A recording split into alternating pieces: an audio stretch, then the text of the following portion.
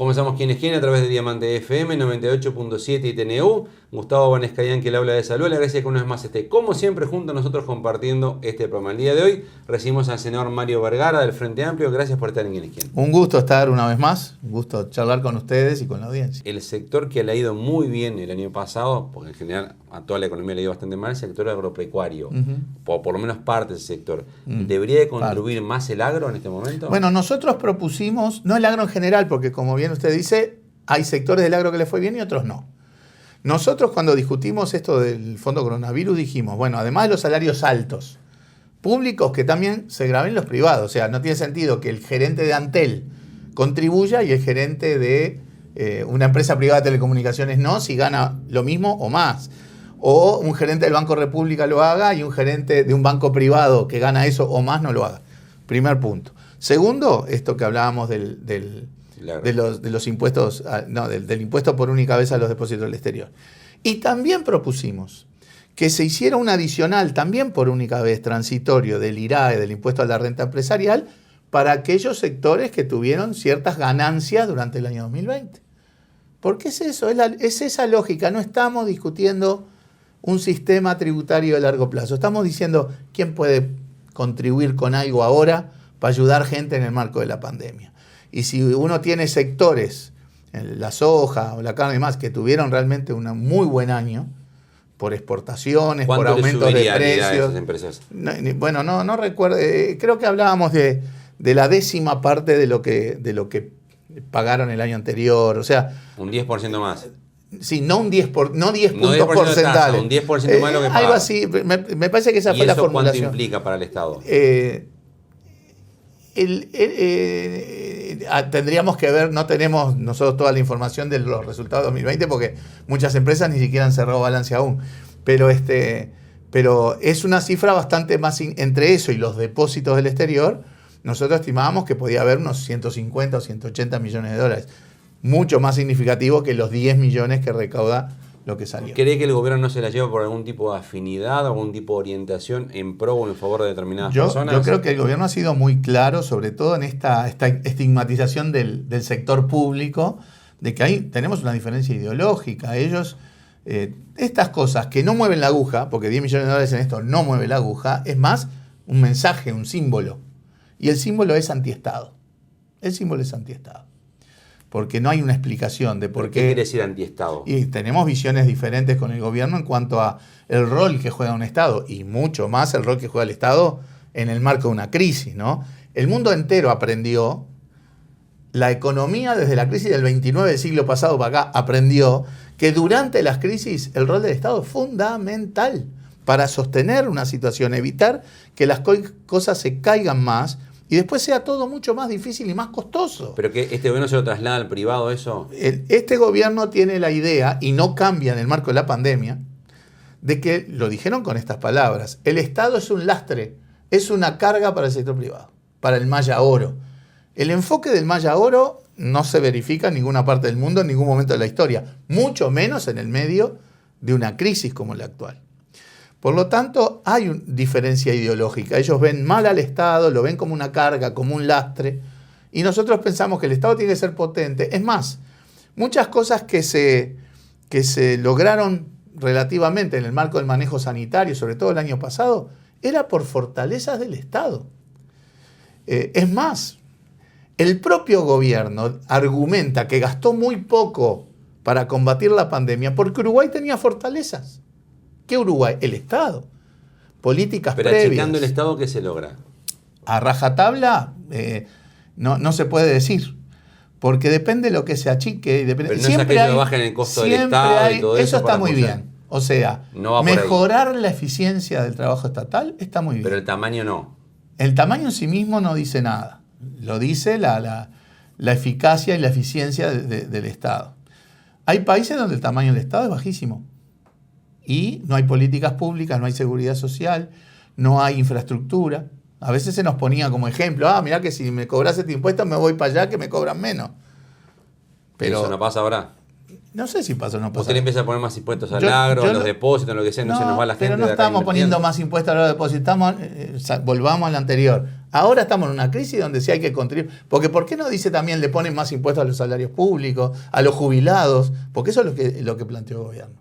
Pero son cosas de Pero en un momento contribuciones precisamos puntuales. inversiones no ahuyentes, inversiones, un giro en la política de empezar a ponerle impuestos a lo que no le ponían. Los procesos de inversión en Uruguay fueron excelentes en los últimos 10, 12 años, en el mismo marco tributario que tenemos ¿Ustedes hoy. quizás nos animaron por eso a proponer estos impuestos y los proponen ahora? Capaz que yo no soy claro cuando respondo. Sí. Estas discusiones de estos impuestos son puntuales en el marco de Nada más. contribuir para la pandemia. Si alguien quiere, nosotros hicimos una reforma tributaria, a la cual estamos muy conformes, y siempre se puede perfeccionar, porque en los 15 años de gobierno se fueron haciendo pequeños cambios, pero con un esqueleto que se mantuvo. Si alguien quiere replantear la discusión genérica del sistema tributario, todo bien, pero no agarremos estas cosas puntuales que se dan en el marco de que se contribuya para combatir la pandemia con una discusión del sistema tributario. Nos importa mucho más el lado del gasto contra la pandemia, que este año lo que anunció el gobierno implica gastar para ayudar a la gente que más necesita, para los micro y pequeñas empresas, comercios, servicios, menos plata que el año pasado, que ya de por sí era muy baja. Eso es lo que nos importa. Ustedes propusieron medidas en esta semana en el Parlamento que, sumando las medidas más un anticipo de inversiones del año siguiente, serían en el torno de 2 puntos del PBI. Eso son $1.000 millones aproximadamente. ¿Con qué se paga? El adelanto son 500, perfecto. Eso adelantaría inversión. ¿Y los otros 500 con qué los paga? Ahí incluye las formas de renta básica, hacemos el dibujo. subsidio de los alquileres. Hacemos el dibujo. Nosotros decimos, por 4 meses, porque ahora se habla de que agosto parece, bueno, de mayo a agosto, 4 meses, ayudemos a las familias que están realmente mal. Hay 100.000 pobres más en el Uruguay. Hay 60.000 puestos de trabajo menos. Hay miles de empresas pequeñas que cerraron, ¿no? Todo eso hubiera sido evitable, parcialmente por lo menos, si el año pasado se hubiera ayudado más. O sea, ¿habrían menos pobres este año? No tenga la más mínima duda. Si ¿Cuántos se hubiera menos? implementado la renta básica que planteó el Frente Amplio, yo me atrevo a decir que el aumento de la pobreza era menos de la mitad de lo que fue. O sea, 50.000 pobres menos. Por lo menos. Y por lo tanto, a lo que vamos es que ahora o sea, decimos... ¿usted le está cargando al presidente 50.000 pobres con esto? Yo estoy diciendo que porque el gobierno no tomó medidas, Sí. hay desempleo evitable, hay cierre de empresas evitable, hay pobreza evitable, hay contagios evitables y hay muertes evitables. No tengo la más mínima O duda. sea, hay de eso. muertos que usted se los carga al presidente. Yo no se entonces. los cargo a nadie porque planteado en esos términos es incorrecto. Nosotros tenemos una visión de que si se tomaran otras medidas, por ejemplo en lo sanitario, las medidas que propone el GACH para reducir movilidad, el GACH ha sido clarito en decir, los contagios están asociados a la movilidad. Por lo tanto, si bajás movilidad, te van a bajar los contagios y por lo tanto va a haber menos fallecidos que lamentar. No tenemos dudas de eso. Déjeme volver a su pregunta anterior, porque usted se autointerrumpe a veces, Vanessa. Trato de irlo llevando más cerca, porque se nos va el tiempo, tenemos que ir a la tanda también. Está bien, pero me quedo sin contestar lo anterior. ¿Qué propuso el Frente Amplio esta semana? Por 4 meses renta básica, o sea, complementar, no dar un salario mínimo, complementar un salario mínimo a las familias más necesitadas. Sí. Y dar más apoyos directos a micro, pequeñas empresas, comercios. Subsidio de alquileres. Porque a veces exonerar ciertos tributos pesa muy poco en esas empresas. Y subsidiar, en todo caso, alquiler o evitar lanzamientos. No tiene sentido que en el medio de la pandemia se esté sacando a la gente de las casas. Bueno, ayudar a que eso se postergue. 500 millones de dólares. Eso es un punto del Uruguay no tiene problemas para financiarse. O sea, se endeuda. Como se está endeudando el mundo entero y además el Uruguay tiene un margen y condiciones financieras de endeudamiento envidiables, diría el Fondo Monetario. Pero después de esto, ¿cómo la rema esa? Porque ya veníamos con un déficit fiscal alto que dejaron ustedes. Pero esto es un gasto por única vez que después baja. Sí, pero no hay que pagarlo. Sí, pero es totalmente manejable. Estamos hablando de un punto de producto.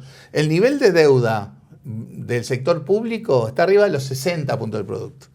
Por lo tanto, no hay un cambio usted dice 60 o 61 es lo mismo. Y básicamente. Porque además las condiciones de financiamiento en Uruguay son excelentes. ¿Reservas para esto, no? Hay una parte de las reservas que son del gobierno, Sí.